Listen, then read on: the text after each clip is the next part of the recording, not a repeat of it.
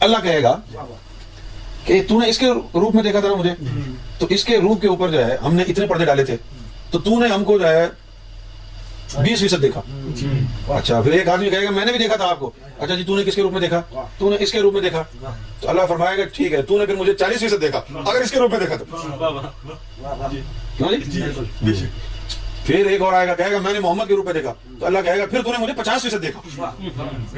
قسم کھاؤ، میں کھاتا ہوں قسم، جس نے اللہ کو گوہر شاہی کے روپ میں دیکھا اس نے 100% دیکھا۔ مشکوکیت کا ایک اور نمونہ انجینئر محمد علی مرزا کے اس زاویے میں نظر آتا ہے کہ مرنے سے پہلے اے مسلمان کر لے اس پہ غور، کتابوں کا خدا اور ہے، بابوں کا خدا اور۔ السلام علیکم ورحمۃ اللہ وبرکاتہ۔ ناظرین کرام، اللہ کے وجود کا مسئلہ صدیوں سے عظیم مفکرین کی ذہنی ورزش کا مرکز رہا ہے۔ اللہ پر ایمان رکھنے والے اس بات پر پوری طرح متفق نظر آتے ہیں کہ محدود انسانی عقل لامحدود خدا کے وجود کو جو ہمیشہ سے ہے اور ہمیشہ رہنے والا ہے مثالوں کے ذریعے سمجھا جا سکتا ہے۔ مثلا جس طرح انسانی جسم کے کسی حصے میں ہونے والا درد محسوس تو کیا جا سکتا ہے پر دکھایا نہیں جا سکتا، ٹھیک اسی طرح غیر مرئی اللہ کو محسوس تو کیا جا سکتا ہے پر دیکھا نہیں جا سکتا، تخیل اور غور و فکر کی مدد سے ہی پہچانا جا سکتا ہے۔ جہاں تک ہمارا فہم و ادراک کام کرے وہ ممکن الوجود ہے اور اللہ تعالیٰ واجب الوجود ہے جو فہم و ادراک سے بالا تر ہے۔ اللہ کے وجود کے متعلق ہلکی سی بھی مشکوکیت کفر و شرک کے دروازے کھول دیتی ہے۔ ناظرین کرام، تو آئیے پہلے یہ ریل دیکھتے ہیں۔ جس نے رب کو زمین پر نہیں دیکھا وہ اوپر کیا دیکھے گا؟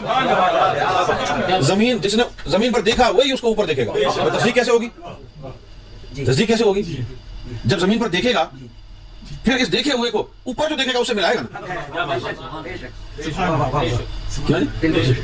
پھر جہاں جہاں سے اس کا عکس ابھرا ہوگا وہ سامنے کھڑے ہوں گے رب کے، بندے آگے کہیں گے کہ ہم نے تجھے دیکھا، تو وہ کہے گا کس کے روپ میں؟ اس کے روپ میں دیکھا۔ پھر دوسرا آئے گا ہاں جی تو نے بھی دیکھا، ہاں جی میں نے بھی دیکھا، تو نے کس کے؟ تو نے اس کے روپ میں۔ سمجھ گئے؟ یہ سے بات سمجھ میں آ گئی؟ پھر وہ جو ساتھ کھڑے ہوں گے، ساتھ ہوں گے نا، ساتھ کھڑے ہوں گے نا، اب وہ اللہ کہے گا کہ تو نے اس کے روپ میں دیکھا تھا نا مجھے، تو اس کے روپ کے اوپر جو ہے ہم نے اتنے پردے ڈالے تھے، تو نے ہم کو جو ہے 20% دیکھا۔ اچھا پھر ایک آدمی کہے گا میں نے بھی دیکھا تھا آپ کو، اچھا جی تو نے کس کے روپ میں دیکھا؟ تو نے اس کے روپ میں دیکھا، تو اللہ فرمائے گا ٹھیک ہے تو نے پھر مجھے 40% دیکھا اگر اس کے روپ میں دیکھا تو۔ پھر ایک اور آئے گا کہے گا میں نے محمد کے روپ میں دیکھا، تو اللہ کہے گا پھر تو نے مجھے 50% دیکھا۔ قسم کھاؤ، میں کھاتا ہوں قسم، جس نے اللہ کو گوہر شاہی کے روپ میں دیکھا اس نے 100% دیکھا۔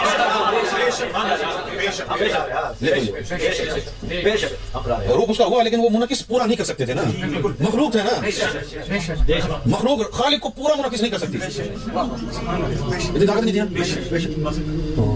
اگر رب بھی کسی کو ملے گا پورا 100% تو وہ رب الارباب کے در سے مل سکتا ہے بس۔ اگر کسی کو پورا عرفان رب کا ملے گا نا اس دنیا میں گوہر شاہی کے ہی قدموں سے ملے گا۔ یہ راز کی بات ہے، یہ راز کی بات ہے۔ اب اس سے پہلے لوگ پردوں میں دیکھ کے چلے گئے، ادھر بھی پردہ ادھر بھی پردہ، کسی نے کسی کے روپ میں دیکھا، کسی نے کسی کے روپ میں دیکھا۔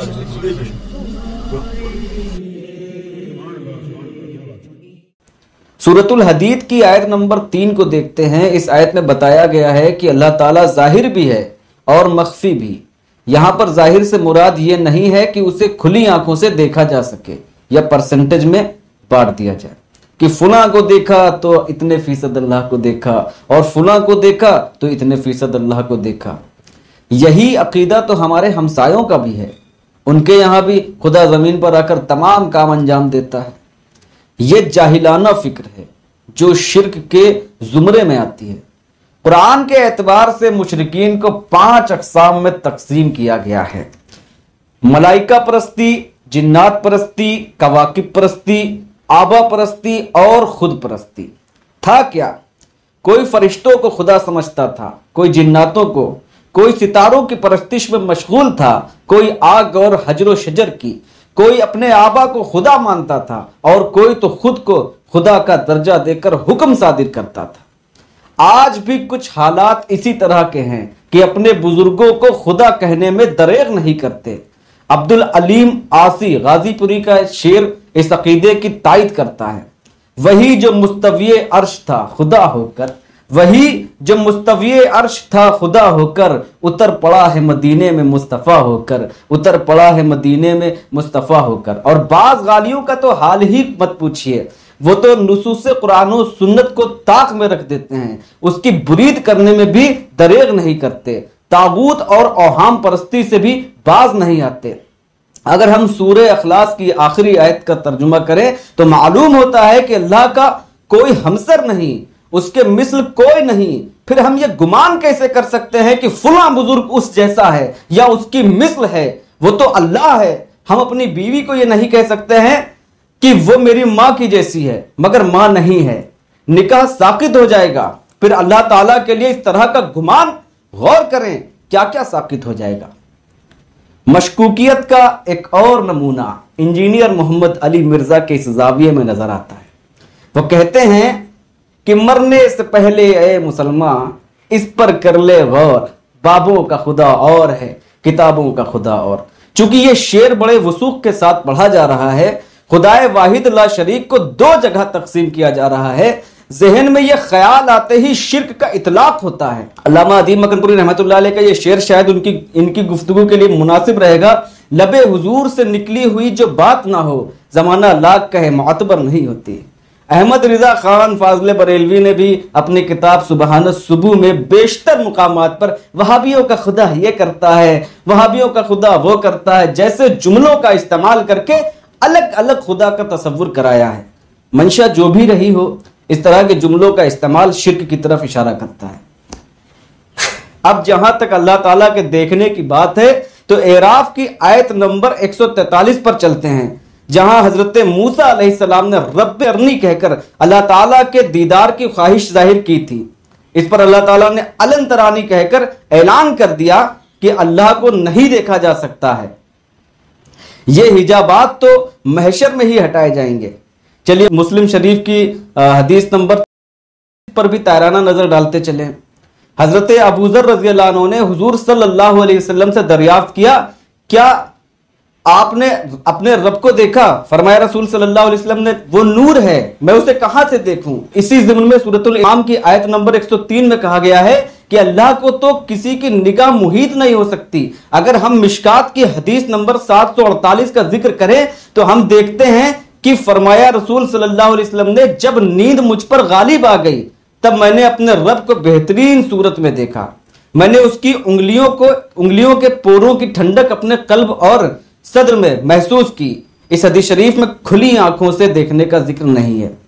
ماسوا اس کے بخاری کی حدیث نمبر 48-55 پر بھی تبصرہ کر لیتے ہیں۔ اس حدیث شریف میں حضرت عائشہ سلام اللہ علیہ سے دریافت کیا گیا، کیا حضور صلی اللہ علیہ وسلم نے معراج کی رات اپنے رب کو دیکھا تھا؟ حضرت عائشہ سلام اللہ علیہ فرماتی ہیں، جو شخص بھی تم میں سے یہ 3 باتیں بیان کرے وہ جھوٹا ہے۔ رسول صلی اللہ علیہ وسلم نے معراج میں اپنے رب کو دیکھا تھا، محمد صلی اللہ علیہ وسلم آنے والے کل کی بات جانتے تھے، حضرت صلی اللہ علیہ وسلم نے تبلیغ دین میں کوئی بات چھپائی تھی۔